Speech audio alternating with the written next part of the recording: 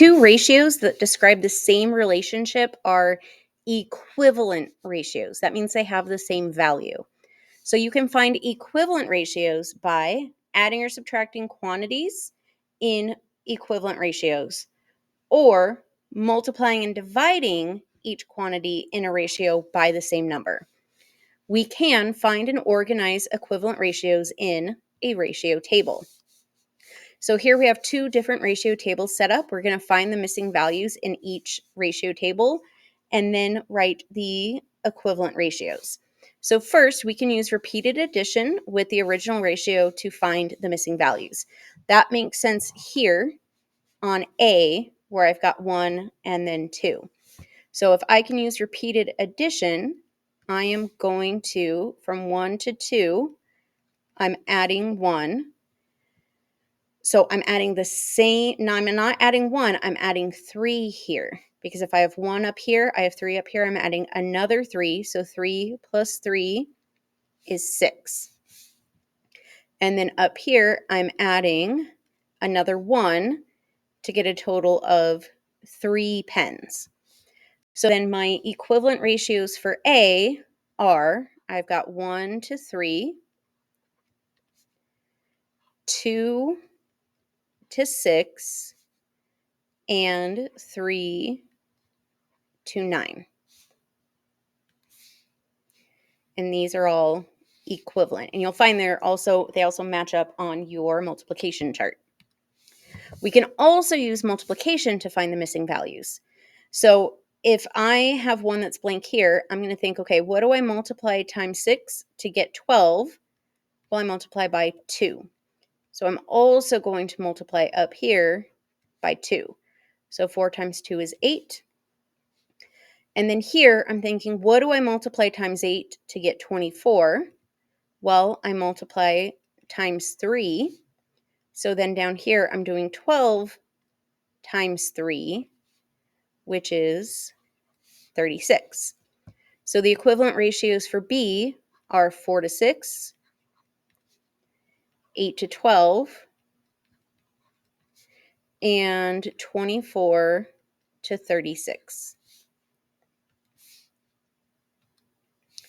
So if I'm making sugar water for your hummingbird feeder, a website indicates to use 4 parts of water for every 1 part of sugar. You use 20 cups of water. How much sugar do you need? So we're going to solve this problem by using equivalent ratios. The ratio of water to sugar is 4 parts to 1 part. So for every 4 cups of water, we need 1 cup of sugar. We're going to find an equivalent ratio with 20 parts of water. So we're going to make a ratio table and addition. So I have water to sugar,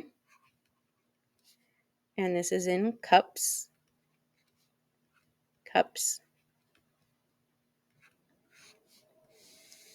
So again, ratio tables, they don't have to be perfect, but we're doing what we can. So I'm going to start with 4 to 1.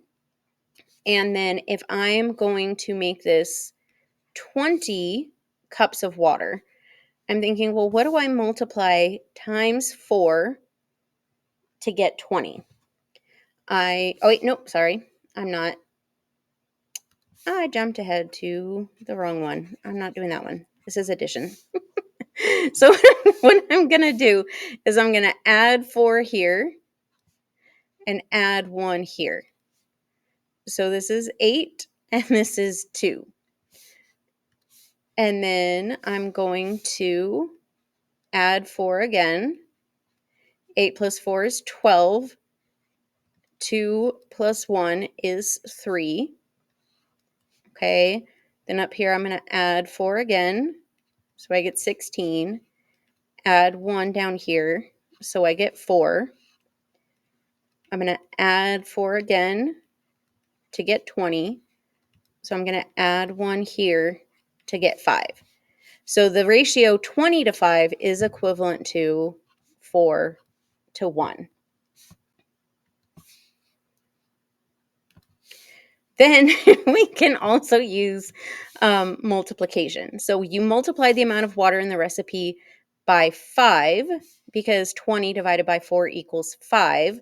So you need to multiply the amount of sugar by 5. Okay, so again, we're multiplying each part of the ratio in the original recipe by 5. So again, here's the water and the sugar. If I have 4 cups of water to 1 cup of sugar, I am multiplying by 5 to get 20. So then I'm also multiplying by 5 here to get 5. And so either way, I got the exact same answer of a ratio of 20 to 5. So you need 5 cups of water. Okay, here's another one. It says the nutrition facts label on a box of crackers shows that there are 240 milligrams of sodium in every 36 crackers. You eat 15 crackers. How much sodium do you consume? So the ratio of sodium to crackers is 240 to 36. We're going to use a ratio table to find an equivalent ratio with 15 crackers. So I'm going to set this up as sodium. Oops. I can write. So sodium to crackers. So I'm going to start with 240 and 36.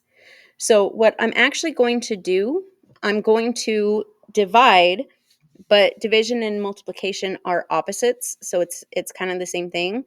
So I'm going to start with dividing by 2. You can actually divide by whatever you want. You don't have to, as long as you can see that they both are divisible by the same number. So I'm going to start with dividing by 2. And I get 120. And then I'm going to divide by, I don't know why I wrote 3, because I was looking at 36. I'm going to divide by 2 here. 36 divided by 2 is 18. And then I want to find out how much for 15. So I am going to divide by 3. 120 divided by 3 is 40. 18 divided by 3 is, I don't know what I just did. Whoops. Nope. Dividing by 3 doesn't.